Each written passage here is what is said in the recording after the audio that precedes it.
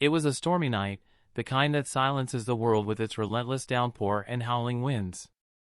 The clock at the small-town police station had just struck midnight, and most of the officers were quietly going about their routine. The hum of the fluorescent lights and the occasional rustling of paperwork were the only sounds inside. Outside, the rain beat against the station's windows in a steady rhythm, mirroring the weight of the night's quiet unease.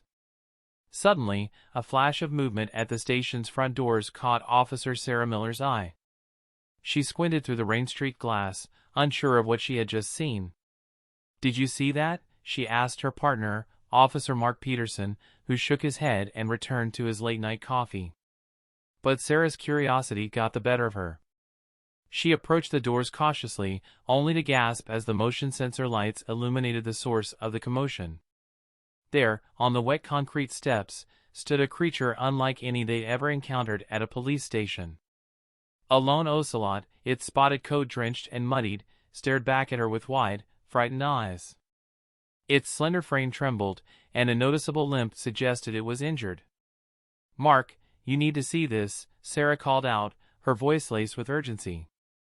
The pair quickly realized this wasn't a stray dog or a lost pet. This was something far rarer, and it needed their help. The officers exchanged bewildered looks. What was an ocelot doing here, of all places? And why had it chosen this station, on this night? These questions lingered as they carefully opened the door, unsure of what the next moments would bring. Unbeknownst to them, this chance encounter was about to change everything. As the door creaked open, the ocelot didn't flinch but remained rooted to the spot, its large amber eyes locked on Sarah. Water dripped from its soaked fur, and its chest heaved with shallow, labored breaths. The animal's vulnerability was palpable, and Sarah instinctively knelt down, extending her hand in a gesture of reassurance. "Easy there," she murmured softly, her voice barely audible over the storm. The ocelot tilted its head, its ears flicking at the sound of her voice, but it didn't move.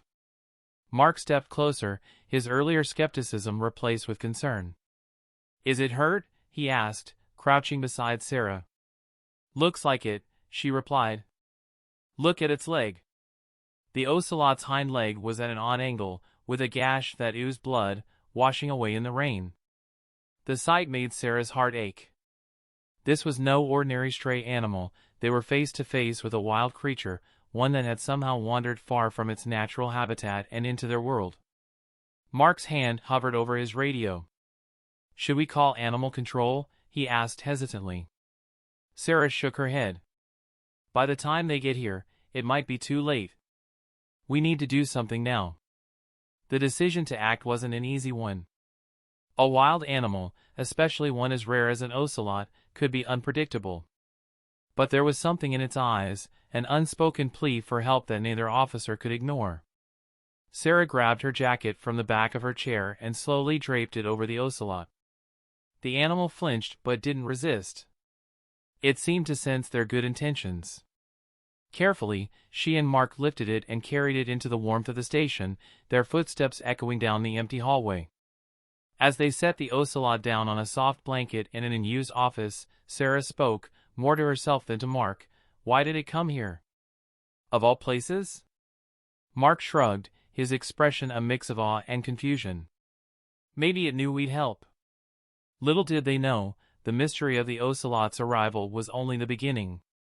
Inside the police station, the ocelot lay still, its breathing shallow and its body trembling with exhaustion.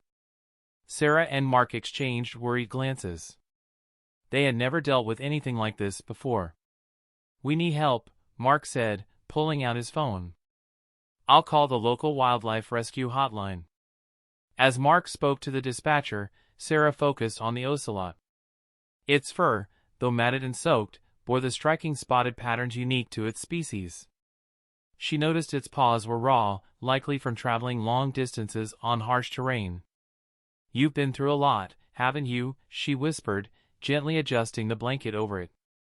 Minutes later, the dispatcher connected them with Dr. Rebecca Hayes, a local wildlife specialist. She promised to come as quickly as the storm allowed but gave them instructions in the meantime. "Keep it warm and calm," she said over the phone. "And don't try to feed it, It's probably dehydrated and in shock. I'll handle the rest when I get there. Sarah and Mark followed her advice, moving cautiously to avoid startling the ocelot. The animal watched them with tired but alert eyes, as if weighing their intentions. Every movement felt deliberate, the officers keenly aware of the fragile trust they were building. When Dr. Hayes arrived, she wasted no time assessing the ocelot. She was a tall woman with an air of calm competence, her rain-soaked jacket a testament to her commitment. "You weren't kidding," she said, crouching beside the animal. "This is an adult ocelot, likely female. Judging by her condition, she's been through something traumatic." As Rebecca worked, she explained the situation. Ocelots are rare in this region, especially this far into human settlements. She might have been displaced due to habitat destruction or poaching. The words hit Sarah hard. This creature had faced unimaginable hardships, and now, its survival depended on their collective efforts. Rebecca carefully cleaned and bandaged the wound on the ocelot's leg. "She's dehydrated and malnourished, but she's a fighter," she said with a small smile. "With the right care, she has a chance." Sarah and Mark felt a surge of hope. They had taken an extraordinary step that night, and it seemed the ocelot understood they were there to help. But as Rebecca carried the animal to her van for transport to the wildlife clinic, one question lingered: could this lone survivor overcome the odds? At the wildlife clinic, the ocelot was stabilized, though her condition remained fragile. Dr. Hayes began piecing together her story, drawing on years of experience and the clues left on the animal's body. "She's not just any ocelot," Rebecca told Sarah and Mark during a visit to the clinic. "She's been through something extraordinary." The ocelot had likely roamed vast distances, her raw paws and emaciated frame evidence of a grueling journey. Scars along her back hinted at old injuries, possibly from a predator or an attempt to capture her. Rebecca also noticed an unusual marking, a faint tattoo on her inner leg, suggesting she had once been tagged as part of a conservation project. After reaching out to wildlife databases, Rebecca uncovered the ocelot's identity. Her name, or rather her ID, was listed as OC-17, a female released into a protected reserve 2 years prior. She had been part of an experimental program aiming to rehabilitate and reintroduce displaced ocelots into the wild. But somewhere along the way, she had become lost, or worse, driven out of her habitat. "Her reserve has been under pressure from deforestation," Rebecca explained. "It's possible she was forced out when her territory was destroyed. She might have been searching for food or shelter when she wandered into the town." Hearing this, Sarah and Mark were struck by the enormity of the situation. The ocelot's journey wasn't just about survival, it was a testament to the devastating impact humans had on wildlife. "She came here because she had no other choice," Sarah said quietly. Rebecca nodded. "The fact that she made it this far is remarkable. But if we don't help her recover and find a safe habitat, she won't survive for long." The stakes were clear. This wasn't just about saving one animal, it was about fighting for a species struggling to endure. And for Sarah and Mark, it became personal. They had to see this through. The ocelot's recovery was slow but steady, requiring constant care from Rebecca and her team at the wildlife clinic. Sarah and Mark visited often, their initial curiosity growing into a deep emotional bond with the animal. They watched as the ocelot, who they started calling Luna, began to regain her strength, her once dull eyes now sparkling with determination. Rebecca introduced Luna to a carefully designed rehabilitation program. It was a delicate balance, providing the care she needed while ensuring she retained her wild instincts. "She's not a pet," Rebecca reminded them. "Our goal is to help her survive on her own." Luna's days were filled with challenges meant to mimic her natural environment. She was placed in an expansive enclosure with trees, rocks, and hidden food to encourage her hunting instincts. At first, she struggled, her movements hesitant and her energy low. But with each passing day, her agility improved, and her confidence grew. Sarah and Mark were amazed at Luna's resilience. One afternoon, they watched as she crouched low in the grass, her gaze fixed on a moving target, a mechanical device designed to simulate prey. With a sudden burst of speed, she pounced, her movements fluid and precise. "She's a natural," Mark said with a grin, pride evident in his voice. Despite her progress, Luna's recovery wasn't without setbacks.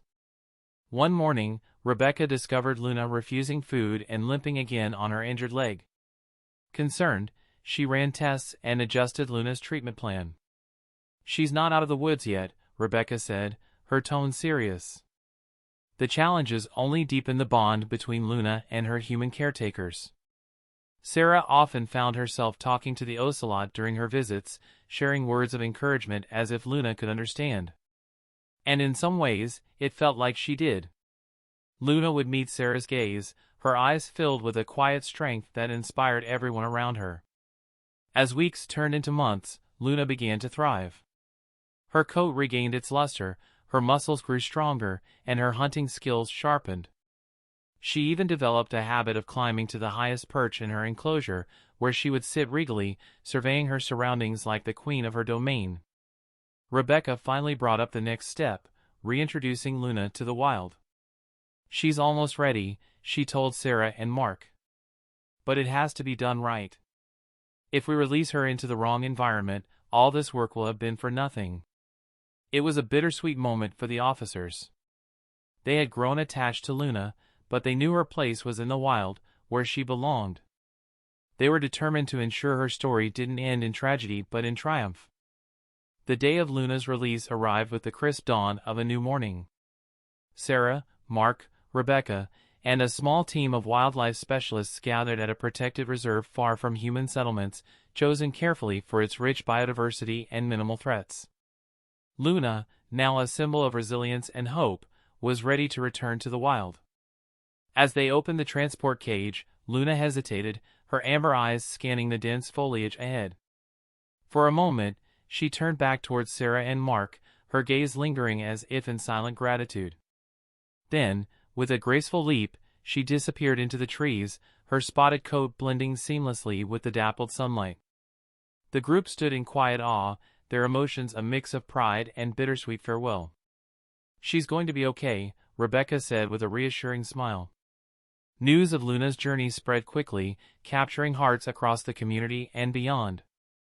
The police station received countless letters and donations for wildlife conservation, inspired by the extraordinary bond between humans and a lone ocelot. Sarah and Mark often thought of Luna, imagining her thriving in her new home. Her story served as a powerful reminder of the impact of compassion, perseverance, and the enduring connection between humans and nature.